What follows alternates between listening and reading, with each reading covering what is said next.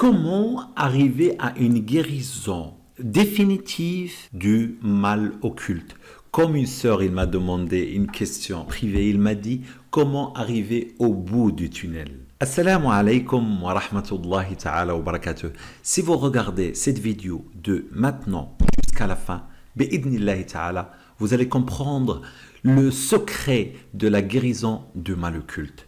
Beaucoup de gens commencent le traitement, arrêtent le traitement, commencent le traitement, ne se soignent pas, ne guérissent pas, guérissent, ne guérissent pas, et ainsi de suite. Ça, c'est peut-être 80% de gens qui se soignent souffrent de ce problème-là, ce qui fait que le mal occulte peut durer plusieurs années.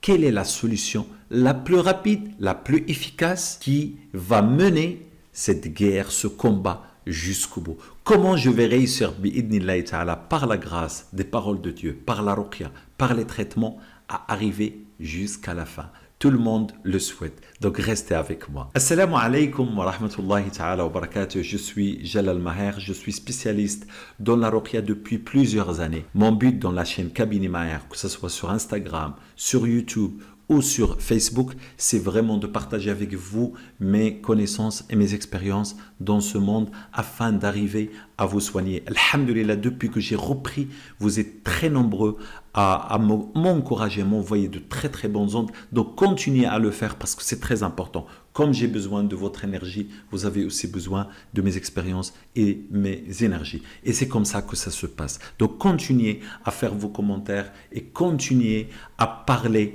de succès que vous avez réalisé. Je sais que beaucoup d'entre vous ont décidé de reprendre à se soigner, à se battre parce que on se donne en fait de l'énergie les uns les autres. Aujourd'hui, je vais utiliser cette bouteille pour vous donner de très très bons exemples, permettre de comprendre pourquoi vous ne guérissez pas jusqu'à maintenant, surtout ceux qui ont commencé depuis longtemps. Donc il faudrait comprendre que ça c'est, on va estimer que l'eau qui est dans cette bouteille, est le niveau de votre maladie. Imaginons que vous êtes rempli vraiment jusqu'au bout. D'accord?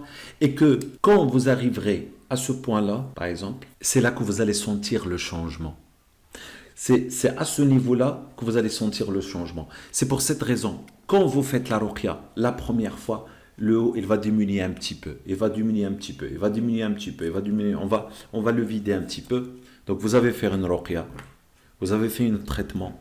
Vous avez fait des efforts. Vous avez fait des efforts sur vous-même. Vous avez prié à l'heure. Vous vous êtes levé au fajr. Vous ne regardez plus les choses banales sur la télé. Vous n'écoutez plus la musique. Et ainsi de suite. Donc le seuil, il diminue. Mais vous ne voyez toujours pas de résultat. Vous ne voyez toujours pas de déblocage. Et donc vous allez vous encourager. Vous allez vous arrêter. Mais le problème, la bouteille, elle est encore remplie. Donc, ce qui va se passer, donc, l'énergie négative qui est dedans, ayn, hasad, sihr, jinn, etc., eh ben, il va pouvoir reprendre et se remplir de nouveau. Donc, malheureusement, la plupart, ils s'arrêtent comme ça. Et voilà, ça se remplit de nouveau par l'énergie négative. Et vous allez rester au même point. Donc, continuez. Quand vous continuez à vous soigner, vous allez encore perdre de l'énergie négative. Vous allez encore, les djinns vont s'affaiblir. Vous allez encore... C'est parce que vous avez le courage, parce que vous allez souffrir, mais vous allez continuer à enlever toute la négativité, à ne pas penser des pensées négatives. Et il y en a, ils restent sur le raqi, il est méchant, Non, enlevez ça de vous. Enlevez tout ça de vous et vous allez arriver à la seuil. Vous allez arriver à la seuil que j'ai tracée parce que chacun d'entre nous, il a un seuil. Là, quand vous arriverez à la seuil, qu'est-ce qui va se passer? Vous allez vous sentir de mieux en mieux. Vous allez vous sentir maître de vous-même. Aujourd'hui même, j'ai reçu un message d'une sœur qui a fait une seule ruqya avec moi à distance et elle a reçu mes traitements et elle a commencé à le faire pour elle et pour son fils, des massacres, etc. Wallah al-Adim, elle m'a dit, son fils, il a commencé à se calmer. En une semaine, il a vu tout ça. Et elle se sent maître d'elle-même. Il lui a dit comme ça. Et il va le écrire. Il m'a dit qu'il va l'écrire soit à moi ou soit dans Smithsonian. Parce qu'il l'a mis en audio. Donc je ne peux pas le partager sans son autorisation. Quand on fait une vraie ruqya, on arrive à ce seuil. Ce seuil ne veut pas dire que tu as totalement guéri. Donc l'eau, il est là. D'accord? Mais tu n'as pas encore guéri. Il y a encore tout ce travail à faire. Il y a encore toute cette négativité à retirer du corps. Et ça, en général, ça prend plus de temps. Donc en fait, vous continuez. Parce que le but c'est un peu comme les gens qui perdent du poids. Les gens qui perdent du poids, tu peux perdre du poids rapidement. Tu peux perdre 30 kilos, tu peux perdre 20 kilos. Mais le plus dur, c'est pas ça. Le plus dur, c'est que tu gardes ce que tu as perdu. Le plus dur, c'est que tu gardes un équilibre de vie. C'est que tu peux résister à ça pendant longtemps. Et comme aussi pour la prière. C'est bien de faire, par exemple, le ramadan, les gens, ils font. Finis le ramadan, finis la prière. Non, moi je préfère que je fais pendant le ramadan que les 5 prières obligatoires, plus quelques efforts, et que je continue toute l'année, que tu fais plein d'adorations pendant le ramadan, et une fois le ramadan est fini, toi tu as fini. Non. Donc la continuité, c'est ça le vrai travail que tu dois faire pour enlever le restant de l'eau. Parce que là, tu commences à avoir des déblocages. Quand tu arrives à cette seuil, et tu vas même le dépasser un petit peu, donc tu vas baisser encore, et encore, tu te sens le maître de toi-même. Là, tu es encore ici, tu n'as pas totalement guéri. Oui, même si tu n'as plus de symptômes, tu ne réagis plus, tu es très bien, tu es libre, tu t'es marié, tu peux travailler, mais tu n'as pas fini. Pourquoi tu n'as pas fini? Parce que le mal occulte, ce n'est pas un djinn, il est dedans et il sort. Celui qui a compris que le mal occulte, c'est juste un djinn, je le retire et c'est bon, il n'a rien compris de mal occulte. Le mal occulte est beaucoup plus grand que ça. Le mal occulte veut dire des maladies psychologiques, physiques, intellectuelles, tout ce que vous voulez. Le mal occulte est peut-être, moi je dirais peut-être, est là. C'est-à-dire, si on aurait su son importance, on aurait créé des hôpitaux pour le mal occulte. Le mal occulte parce que le mal occulte, il cause énormément aujourd'hui de vraies maladies physiques. De vraies maladies physiques qui sont causées par... Et ça, je le dis, et je suis sûr de ce que je dis. Il y a beaucoup de maladies physiques réelles, difficiles à traiter, et qui demandent des millions et des mille et des cents dans les hôpitaux. Et leur origine, c'est le mal occulte. C'est l'aïn, c'est le hasad, c'est le sihr. Et le Nabi sallallahu alayhi wa sallam l'a dit, la yantiqu anil hawa. Il ne parle pas de lui-même, notre prophète sallallahu alayhi wa sallam. Il a dit, nisfu shatru ummati tamutu min al-ayn. La moitié de ma communauté, elle meurt de l'aïn et de l'hasad. Rien que l'aïn ou le hasad, il tue 50%. Si on fait 50%, meurt de l'hasad. Ça veut dire que les maladies qui vont attraper par l'aïn et le hasad, l'origine, c'est l'aïn et le hasad. Sans parler du blocage, du problème de couple, j'ai reçu des tas de cas où ils pensent que c'est de la sorcellerie alors que c'est juste le hasad et l'aïn et qui détruit totalement une bonne famille qui vit une vie de paix magnifique, extraordinaire. L'aïn et le hasad. Donc, ça, c'est rien que l'aïn et le hasad. Sans oublier al-sihr. Et nous sommes malheureusement une communauté qui se sihr les uns les autres. Beaucoup, malheureusement, par le jahl qu'on a. Il y a des... Peut-être tu trouves sur 3 familles, ou bien sur 10 familles, tu trouves au moins 2 familles, je parle de grandes familles comme ça, tu trouves 2 sur 10 qui se sihr les uns les autres. La belle-mère à la arousa, et ainsi de suite. Donc on a beaucoup. Et ce sihr, dans beaucoup de cas, donne énormément de maladies physiques, psychologiques, et on voit vers la psychiatrie. Et si vous visitez la psychiatrie, vous allez voir que nous sommes beaucoup d'Arabes et des Africains qui sont dedans, plus que les Français d'origine. Je ne parle pas de nationalité, mais je parle de race, d'origine. Et c'est pas au hasard tout ça. Si on va dans les prisons, on voit beaucoup de nous, beaucoup d'Arabes et beaucoup des Africains. C'est parce que ça, ce mal occulte mène vers la délinquance, vers la drogue, vers la saleté, Tout simplement parce que shayatin ta'uzzuna azza. Les shayatins ils sont en train de nous faire. Donc c'est pour ça, videz votre bouteille. Videz-vous de toute l'énergie négative. Parce que si vous ne videz pas, et vous patientez, et vous dites non, je me soigne tout seul. Beaucoup ils disent, ouais, moi je vais me soigner tout seul, je ne compte sur personne. Mais ils n'ont pas la capacité de se soigner tout seul. Après, ils se laissent aller. Et c'est pas bien. Donc, soigne-toi. Utilise les moyens. Utilise le Coran. Utilise un bon raqi. Je ne parle pas de moi, je parle, alhamdoulilah, il y en a, j'entends qu'il y en a des très bons raqis, qui ne récitent que le Coran, qui ne vous dit pas, fermez les yeux et vous allez voir un djinn et vous le tuez avec un sabre et tout, c'est du n'importe quoi. Ça, c'est des gens qui travaillent avec la sorcellerie, astaghfirullah, qui travaillent avec les djinns. Donc ne les écoutez pas. Ou bien ceux qui vous font ramener une autre personne malade à côté de vous qui va vous dire ce qu'il vous arrive et qu'il va aller se battre avec des sabres, etc., etc. Et plein de choses comme ça. Nous, on ne rentre pas là-dedans. Nous, on croit qu'il y a une énergie extraordinaire dans la parole de Dieu et dans le dua. An-Nabi sallallahu alayhi wa sallam, il a dit Ad-du'a'u silahul mu'min. L'invocation, les invocations, c'est silah. C'est des sabres, c'est des outils de se battre contre tous les problèmes.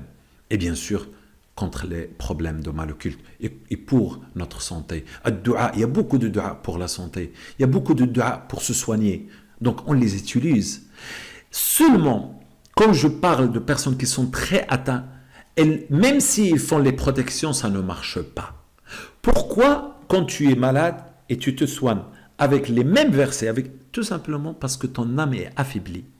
Donc tu es déjà une bouteille très remplie. Déjà tu es chargé énormément de mal. Quand tu ramènes les énergies positives et tu mets dedans, ça ne se voit pas.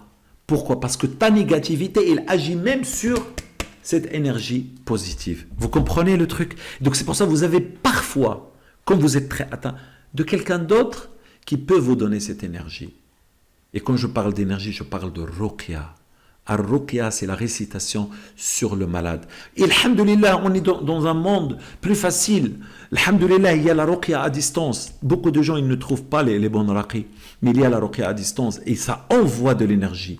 Wallahi, il a dit la ilaha illallah. Il envoie de l'énergie. J'ai rencontré des gens une fois, deux fois, et ils voient le résultat. Ils voient de très très grands résultats, de grands changements dans leur vie. Donc c'est pour cette raison, je vous encourage, mes frères et sœurs, ne laissez pas votre bouteille remplie, videz-la. Et quand vous arrivez à ce niveau, comme je vous le montre, ça va se vider après, tout doucement. C'est le travail que tu vas faire sur toi-même. C'est le travail que tu vas faire sur ta prière et ta concentration dans ta prière. C'est le travail que tu vas faire sur ton comportement avec les autres. C'est le travail de protection.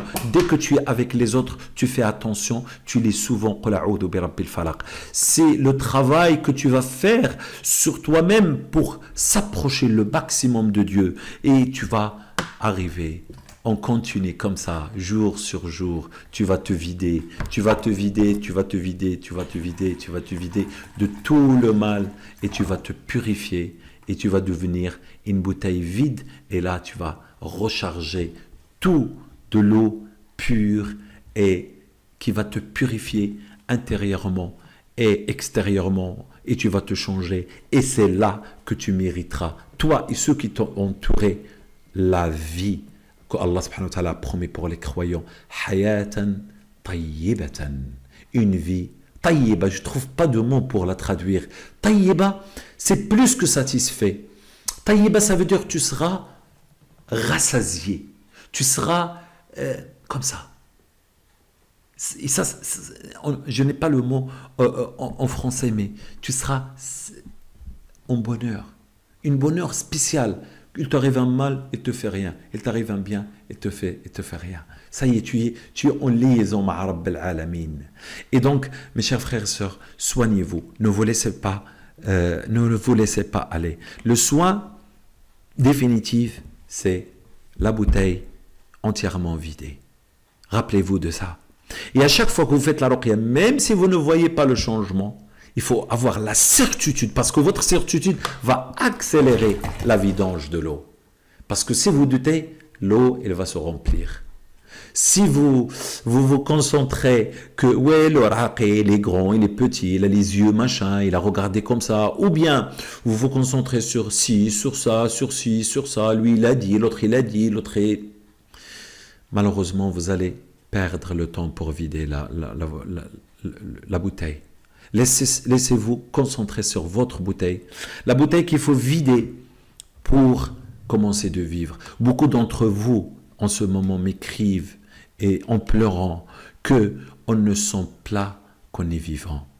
On sent qu'on est mort. Mort vivant. Plus de goût de rien, ni d'adoration, ni de goût. C'est parce que votre bouteille ne le laisse pas. La bouteille remplie enlève le goût de la vie.